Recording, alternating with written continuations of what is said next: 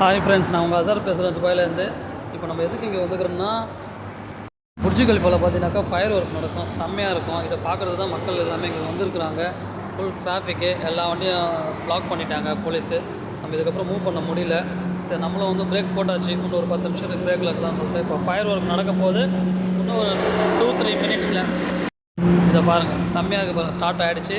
இந்த fire work பார்த்தீங்கன்னாக்கா ஒரு 6 to 7 மினிட்ஸ் நடக்கும். இந்த 6 to 7 மினிட்ஸ் இதை பார்க்குறதுக்கு எல்லா மக்களும் பார்த்தீங்கன்னாக்கா மதியம் 2:30லேருந்தே இங்கே வர ஆரம்பிச்சிட்டாங்க. ஃபுல் அண்ட் ஃபுல்லு 5 o'clockலாம் ஒரு சில ஏரியாலாம் வந்து க்ளோஸ் பண்ணிட்டாங்க. பைக் மட்டும் தான் ஒரு சில ஏரியா அலோவ் பண்ணாங்க. இப்போ டோட்டலாக வந்து பிளாக் பண்ணிட்டாங்க இந்த ஏரியா ஃபுல்லாகவே. நம்மளால் முடிஞ்ச அளவுக்கு இது வியூஸ் எடுத்துருக்கோம்.